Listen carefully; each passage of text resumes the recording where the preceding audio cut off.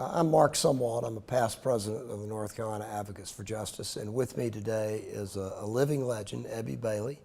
Ebbie attended literally the very first meetings of the North Carolina Academy of Trial Lawyers 50 plus years ago, and she is the wife of Alan Bailey, who passed away in 2007. Ebbie, welcome. Thank you for joining us. Thank you. I want to ask you about the beginning, about your upbringing. Will you tell us where you were born and about your childhood a little bit? Oh, I was born in Sampson County, rural area, about 50 miles from Raleigh, south toward Wilmington. A little town called Clinton. We say Clinton in that area. So anyway, I lived there through high school, same place. And you grew up on a farm, is that Grew up on a farm. And you, all the way through high school, is that All correct? the way through high school. And did you meet Alan in high school? I did. In the 8th grade, we had a new person show up in class the first day of school. That didn't happen often in our area. Not like here, you know, where people move in and out. It was very unusual. But he showed up, and everybody soon knew he was there for many reasons. You met him in the 8th grade. How many grades did you go to? He was in our school through the 10th, only 3 years. Okay. And then he graduated at a neighboring school. And I understand that you guys were not boyfriend and girlfriend during those few years. Is that correct? Not really, okay. No. I just always was interested in him as a person. Somehow he showed qualities of being smarter than a lot of us. And he had some ambition. And I liked that, and it was sort of new in our group. Now, Pearl Harbor occurred during your That's 11th grade We year, were is that seniors correct? when Pearl Harbor was bombed. And that was in December of your senior year, 41. Is that correct? And as you have learned, where did Alan go after Pearl Harbor was attacked during his senior year? The boys in our school, and I imagine all, went mostly to Wilmington to work in the shipyard. See, the war was a new thing. There was no building had gone on, and the boys had not been able to have jobs either. They were young to start with, and this gave them opportunities to start a work life. They needed the labor, and the boys needed the jobs, so they left school then. And the boys in my class all were permitted to graduate 5 months later without going back to school. They let them, you know, have their diploma. And you have told me a very interesting story about his start in Wilmington, if you would share that with us.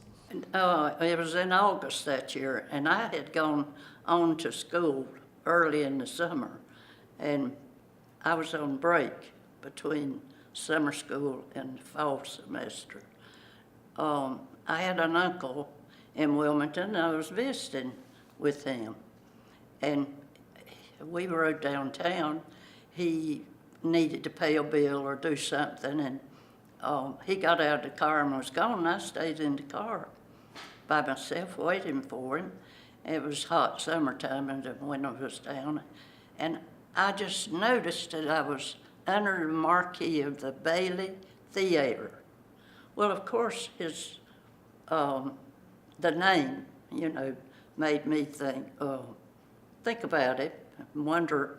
I really did not know, except by the grapevine I heard that he was down with the group working. But I hadn't seen him, and I really hadn't talked with anybody that had seen him. But anyway, just about that time, he walked by the car.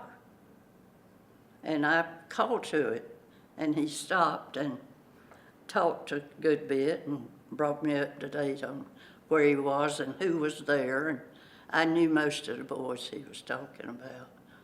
And he knew I was in Raleigh. And the next week I got a letter from him.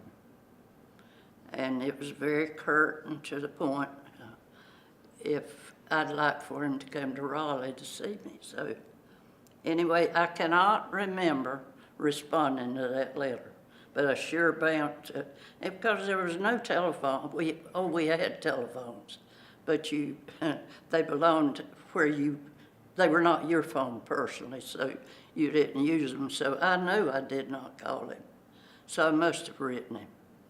But anyway, he came to Raleigh. That was sort of it. He came to school in about a month. And several of the other boys, those who were going to go to school anyway, you just sort of knew in a class who was going to make it to college. And several of them came, and I knew most of them, so it was picking up sort of like being in high school again. Right. And did Alan eventually go to the war? Oh, yeah. The Army was after those young boys immediately, and they would get very short deferments, believe it or not, 2 months. But they would give them that short deferment, and then they'd do whatever they were doing and call them up again. So he actually left to go to war for training in June the following year. And they all went to Fort Bragg and left from there to different camps for training. And he had 6 months training, which was pretty good. And then he left from California and went to South Pacific, to places that people have never heard the name of. And how long was he in the war? 3 years. And did you guys correspond during that 3-year period? Every day, I've got a suitcase full. I call them my love letters. And I've since counted them. Since he died, I counted them. 543, I think. It's there, and I still have them. It's too late to throw them away now. I've hauled them from house to house. And when he returned, did you, at some point after that, get married? Oh, yeah, we did. And, of course, we knew that was coming all the time. That was pretty well settled when he left to go.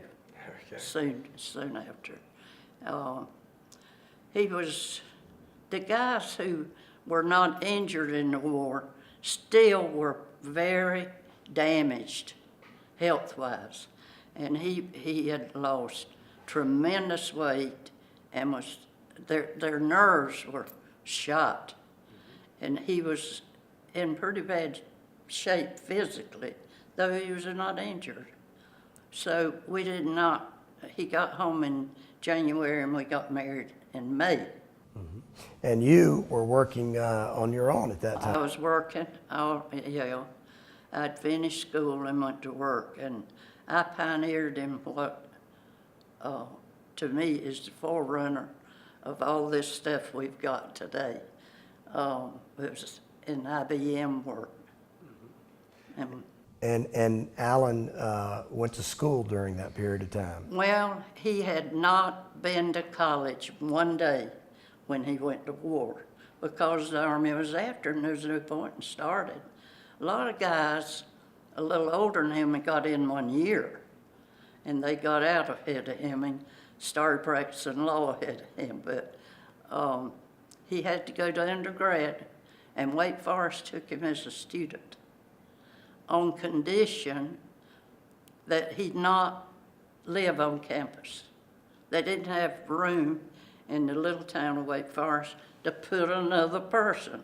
And the school had made a promise to the town council, I guess it was, that they would not take another student, that they had to have housing.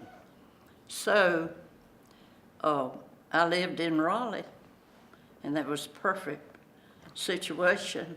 And how did Rylan get back and forth to school? Well, that is an interesting story. A guy who had married one of the girls that lived where I lived was going also. And he was about the same level of student. I believe Sam, maybe, I don't know, he might, but anyway, it was just about the same. They graduated about the same time, yeah. But anyway, Sam had a car, and we did not have a car. We had some money because he had sent me a little money regularly from the Pacific. That was Tristan, wasn't it? You also had a kitchen too, right? Yeah. You had a kitchen? I had a kitchen, and we had a kitchen, bedroom, and shared a bath. And Sam had a car and no kitchen. So I fixed breakfast every morning for him. He'd come and pick Ellen up, and I'd fix breakfast and send them to Wake Forest, and I'd walk to work. And Alan eventually got his, graduated from college and law school, is that? The schools did a great thing for veterans. They cut out some of the courses that, you know, that really doesn't mean a lot. Right. But you still come up short when you don't get to take the whole thing, I think.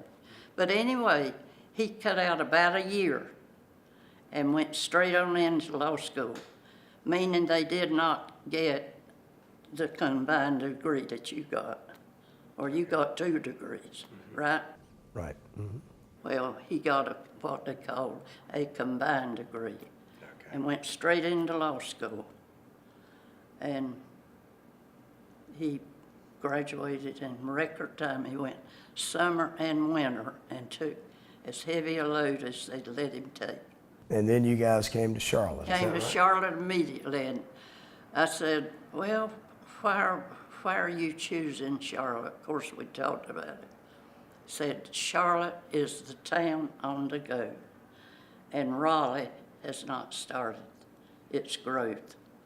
And he was so wise, and because his career was made before Raleigh started its growth. And looking back, it was such a wise decision.